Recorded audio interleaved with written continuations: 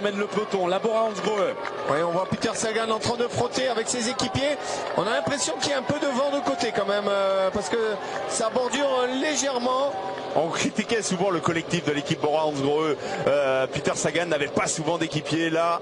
Il y a Christopher Froome, regardez à gauche là. Oh là, joli soleil pour Christopher Froome. Il y a du monde dans la roubine. Ah, il y a une vague et forcément un virage. Ils sont partis dans le. Là, on va la voir, la chute au ralenti. Oh il y a ce poteau là juste à côté. On voit pas la fin de la chute de Christopher Froome. À mon avis, il est là, Christopher Froome. Il est en train de revenir. Distancé évidemment. Ah, il va perdre des secondes. Hein. Il a 4 km 400 pour revenir sur le peloton. Au moins de 30 secondes. Hein. Au moins de 30 secondes. Une chute comme ça, c'est 30 secondes sans problème. Hein. Oui, parce que là, Richard, il y a la Bora qui roule. Il y a la Quick-Step qui va rouler. Ça va aller très très vite dans ce final. Avec Lucro, hein, évidemment, le meilleur rouleur, le meilleur équipier hein, pour la plaine qui est là juste devant lui. Et vous avez vu, hein, Geraint Thomas n'a pas attendu. On parlait de Bernal également. Lui aussi peut perdre du terrain. Sale journée pour la Sky. Michal Kwiatkowski également qui s'est relevé. Le champion de Pologne, l'ancien champion du monde 4 ans, Christopher Froome. Et là on a beau faire partie de la meilleure équipe au monde, là on est dans le final et malheureusement une chute comme ça, les équipiers vont pouvoir tenir un écart mais ils vont pas pouvoir revenir parce que devant ça roule vraiment très très très vite. 20 secondes de retard pour Christopher Froome. Et puis là lorsqu'on voit l'attitude des coureurs de l'équipe Bora Hansgrohe. Nairo Quintana, problème, crevaison à l'instant pour Nairo Quintana. On est en train de demander une roue. Aïe aïe aïe. Mais c'est l'hécatombe pour les favoris. C'est l'hécatombe. Nairo Quintana, 3 km et demi, lui non plus, ne sera pas reclassé dans le même temps que le vainqueur. Est-ce qu'il va pouvoir repartir dans le groupe Froome? Même pas. Peut-être pas. Peut-être pas. Attendez-moi. Mais t'es fou ou bien? On y va. Nairo Quintana sur le bord de la route. Ça va être plus lourd, la sanction va être plus lourde pour le Colombien de l'équipe Movistar. Il a peut-être pas perdu le tour, mais il a peut-être perdu son statut de leader au sein de la Movistar. C'est là où Valverde va tranquillement. Il va demander aux autres de rouler. Bon, il va dire à la Bora, roulez. Et on est avec Bernal. Quelle situation de course, vous voyez là.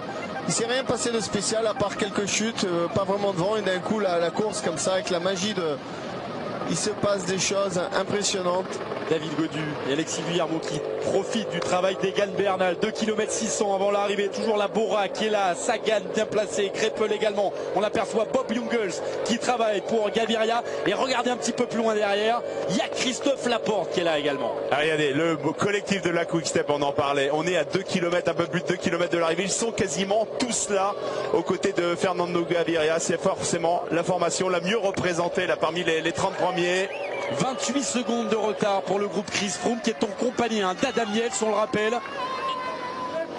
Quelle hécatombe. Oh là là, regardez, tout partout il y en a. Dans les radios, ça doit crier de partout. Voilà, aussi. Bernal, premier Tour de France, il est livré à lui-même là, Egan Bernal. Bernal va perdre du temps, Froome va perdre du temps, Nairo Quintana est en train de perdre du temps. Et nous sommes à 1 km 700 de l'arrivée. Il est tout seul. On n'a pas fait relever des coureurs de l'équipe Movistar. 32 secondes de retard pour Christopher Froome.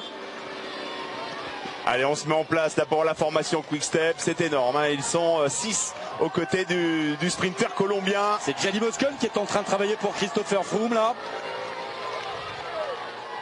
Il faut peut-être revenir aussi sur le final maintenant. Il y a des Daryl Impey également qui est là, qui roule, puisque Adam Yates également est dans le groupe Christopher Froome. Bob Jungels en tête du peloton. Vous apercevez également Yves Lampart, bien placé à côté de Fernando Gaviria. Riqueze est là pour être le poisson pilote jusqu'au bout. Allez, on attaque une longue descente là sur quasiment 400-500 mètres. Et ensuite, ce sera un long faux plat montant qui nous amènera sur la ligne d'arrivée. Voilà, là on est dans la descente. Ça va aller très très très vite. À plus de 70 km/h dans la cuvette. Terpstra, Lampart sont là. Pour l'instant, tout se passe bien pour Fernando Gaviria qui va sortir le premier. Pour l'instant, on reste dans les roues et on attend d'être libéré. Attention également à Peter Sagan qui est bien placé. On aperçoit Christophe Laporte derrière. Des coureurs qui sont trop loin comme Michael Matthews. Attention à John Degenkolb qui se replace également dans la roue de Koundekort.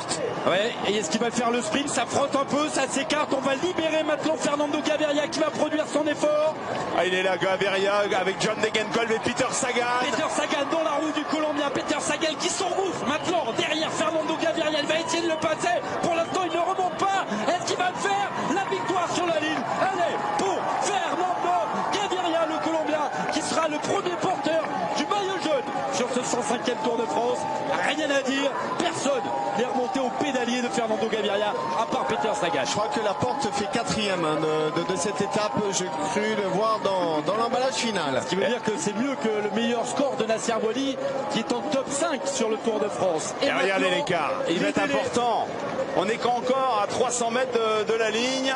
Ça va être pas loin de la minute. Et Adam Yates, Jackie, sont dans ce groupe, on le rappelle.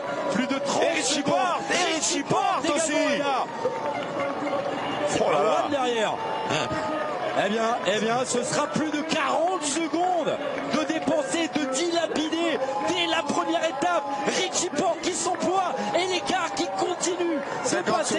50 secondes de débourse sur la ligne pour Porte, pour Froome, pour Yates. Et encore plus pour Quintana. Ouais, addition corsée, on attend maintenant Nairo Quintana. Qui finira à plus d'1 minute 30, peut-être 2 minutes. Quintana. Oh là là, quelle étape. Tout s'est joué en 15 km, mais il va y en avoir des choses à dire sur le plateau des rois de la pédale. On attend bien sûr le passage de Nairo Quintana. Il me semble qu'il y a Marc Soler qui est là dans ce groupe. Fernando Gaviria vient de remporter cette première étape. Il avait remporté 5 étapes sur le dernier Giro. Il a franchi la ligne, Quintana. Ouais, il a franchi la ligne. Il était peut-être revenu dans le groupe Christopher Froome. Je ne l'ai pas vu, mais peut-être était-il à l'arrière de ce groupe.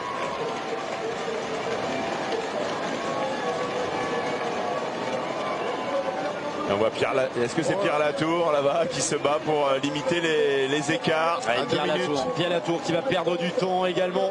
Important pour le classement du maillot blanc.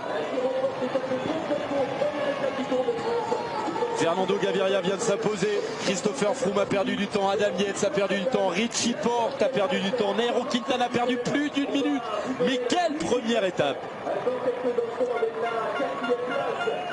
Ah, c'est vrai qu'on l'avait dit, le collectif de la Quick Step, ça n'a pas été la seule raison de la victoire du Colombien, mais à 1,5 km, 2 km de l'arrivée, quand on a vu qu'il y avait autant de monde, après il fallait finir le boulot. D'ailleurs, tous les adversaires, les John Degenkolb, les Peter Sagan, ont bien compris qu'il fallait se mettre dans la roue de Fernando Gaviria, mais à aucun moment on a senti qu'un coureur véloce était en mesure de passer le Colombien sur les 150 derniers mètres.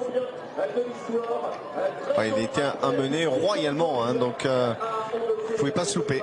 Voici le classement avec la 5e porte finalement pour la 5e place pour Christophe Laporte. Dylan Groenewegen, il était annoncé favori, il prend la 6e place. C'est bien Degenkolb qui a sprinté. À noter aussi que Jakob Fuglsang a participé au sprint, ça c'est plus étonnant. On va se régaler, beaucoup de choses à vous montrer, beaucoup de choses à vous raconter dans les rois de la pédale, des invités, toutes les réactions. Il y en aura à écouter, des très intéressantes. Vous ne bougez pas, on se retrouve après cette courte pause pour un nouveau numéro, le 177e des rois de la pédale.